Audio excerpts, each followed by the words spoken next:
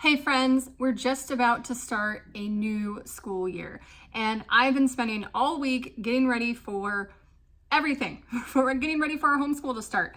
And when I think about what our daily flow or our weekly schedule is going to be like for each of my kids and their individual work, I'm starting to get a little bit overwhelmed. So I knew I had to figure something out. I made some sheets, I made a little chart, and I made one of these for each of my kids, but today I want to talk about my fourth grader, and I'm going to share what are the things that he needs to get done in a week of school. All the things that he needs to get done. We need to fit it all in somehow, and I have a little secret of how we're going to do that. So let's chat about that in this video.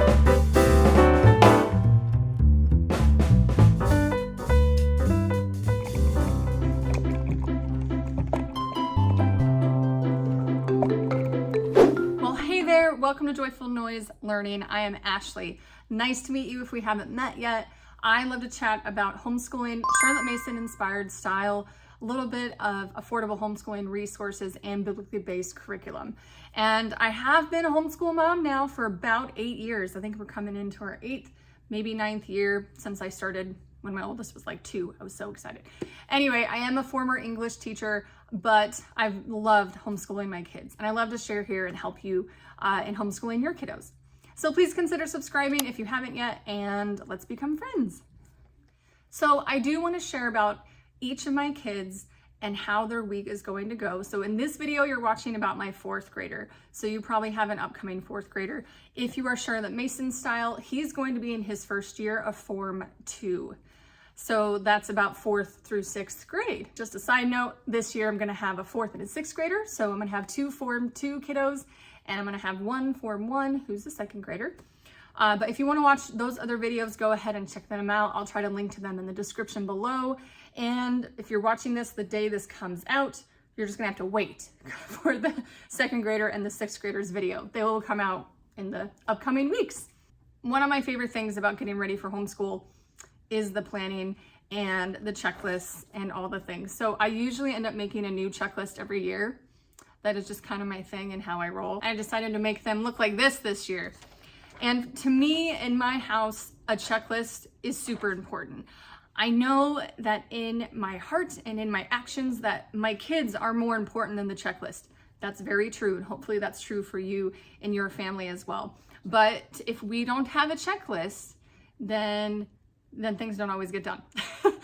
So I've tried that. I've tried the flex and flow, homeschooling style, and I notice we're really flexible and lax when I don't have a plan for what we're going to be doing. So I'm just one of those who enjoys a good checklist, and it helps me keep my brain out on paper instead of having to try to remember all these things. That is why I use this. And if you notice, it's a checklist that doesn't have specifics. It doesn't say, do this page on this day or do this lesson on that day. I don't do that either. So we're gonna be doing more of a reverse record keeping this year. But this is more of a just like what's coming and what do we need to get done each day. So here's how I did this. Here's how I'm gonna fit in all the things, because there's a lot of things to do with my fourth grader. The first thing I had to do was think about what are the things he needs to do? What are all the things we need to do? And I came up with things like his morning chores. He still needs that checklist and reminder to get himself ready and put away the dishes first thing in the morning. I do talk about this in another video with habit training, and you can check that out. I'll put a little iCard up here or put that in the description as well. We've been working on morning jobs since my kids were really little, so they know the drill for this, but we still have that on our checklist. And then there's things like a math lesson, language arts, but language arts itself has several subjects like spelling and grammar and writing and reading and phonics. So many subjects with language arts, guys. By the way, if you're looking for help on organizing language arts on your own, I do have a video for that as well. That's a really good one. I enjoyed doing that one. That was a lot of fun. So you can check that one out too. And then other things like exercising and moving, making sure he practices his karate, practicing his music, and like hygiene, taking a shower. I feel like I had to add that to everybody's checklist this year. If you have any tweens or or almost teenagers, I think you know what I'm talking about. So the shower is going on the list this year. All right, so once I made a giant list of all the things I knew my fourth grader needed to do, I decided to go to Trello and use a little bit of organization movement around there. And I've used Trello in the past, not so much currently, but my friend Katie at Life in the Mundane talked about it recently, and I know she uses it for a lot. And it kind of inspired me to go back to Trello this year to organize some of the curriculum choices I had and now their weekly routine and schedule. So I break these things up into two different pieces. So what are the things they need to do daily? And what are the things that he would need to do on a weekly basis or a few times a week? Does that make sense? So things that aren't done every day. So some of those were really easy. We do math every day. We do reading every day. We do jobs every day, chores, and we do Bible every day. And he's doing it on his own. I'm not including like when I do a history lesson with him, or I do read alouds, or like our group subjects. Those are kept in a separate time. This is more for like him, like what is he responsible for and has to get done during the day and during the week. Okay, then I thought realistically, how is this gonna work? And for me, since I have 3 kids, I really needed to think, okay, what else do we have going on during the week? What days do we have co-op? What days do we not do school and maybe clean the house or do errands? What days are we going to karate lesson? All right, so once I broke it down into what are they doing daily, what is he doing weekly or throughout the week, then I had to think of what is he doing on his own and what is he doing with me? And this is very important because I need to see, okay, what are things he can do on his own that I don't have to be there for?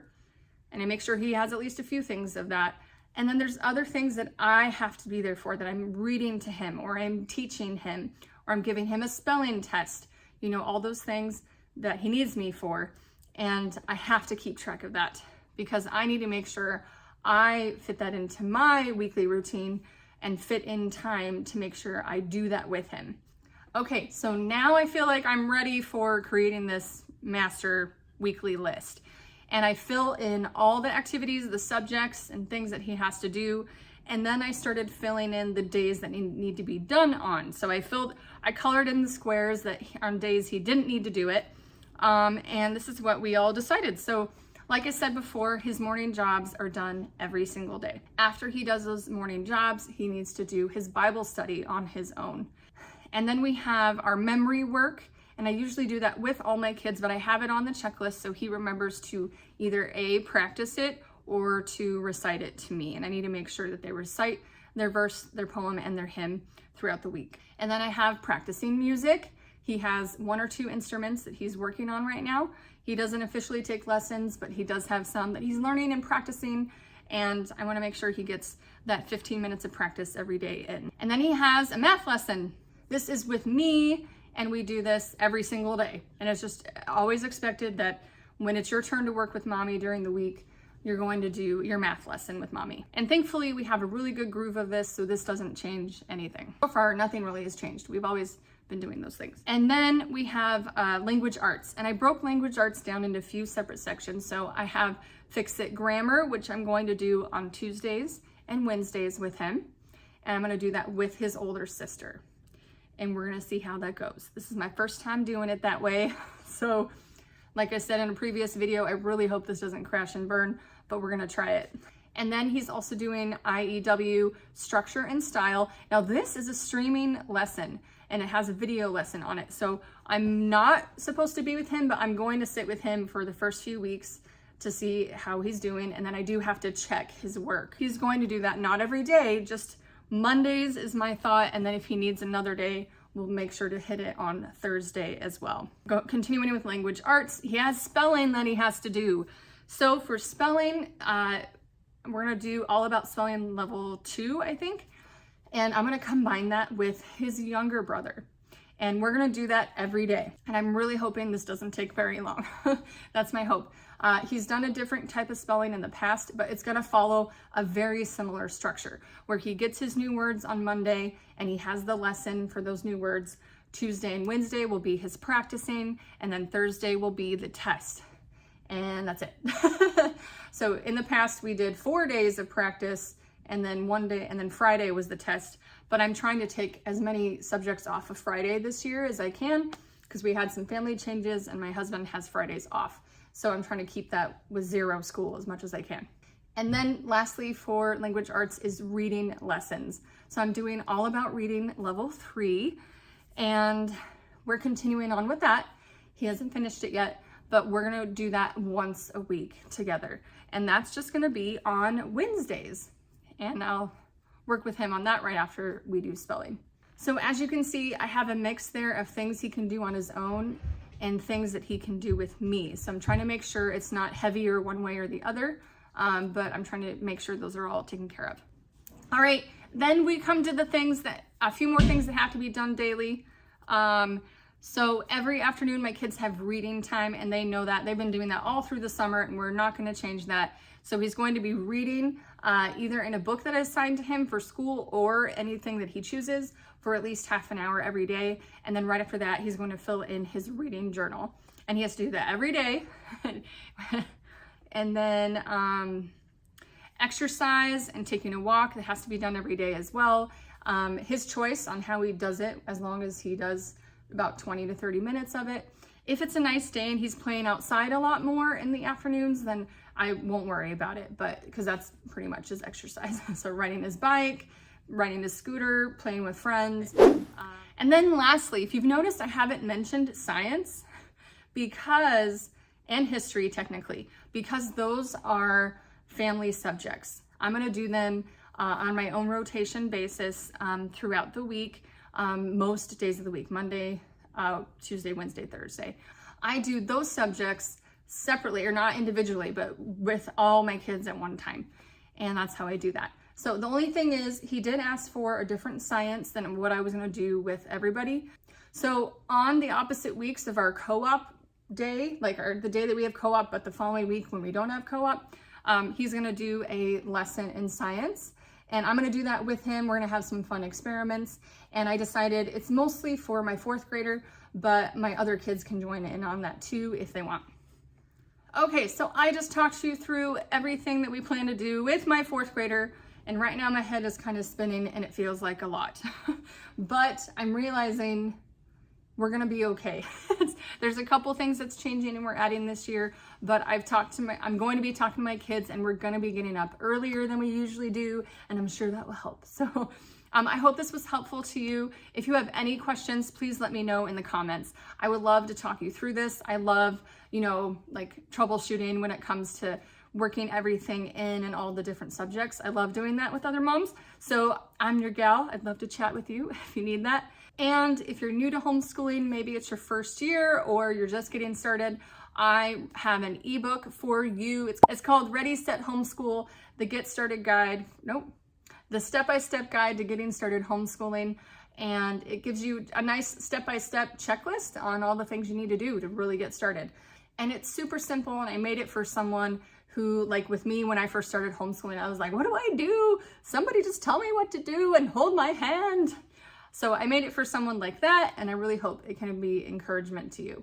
If you're not ready to jump into the ebook though, I do have a free checklist. You can send in your email below and get that checklist, and hopefully that will help you out as well. So, all right, hope you guys find his joy among the noise and you rock at homeschooling. I will see you after you like this video, and I'll talk to you later.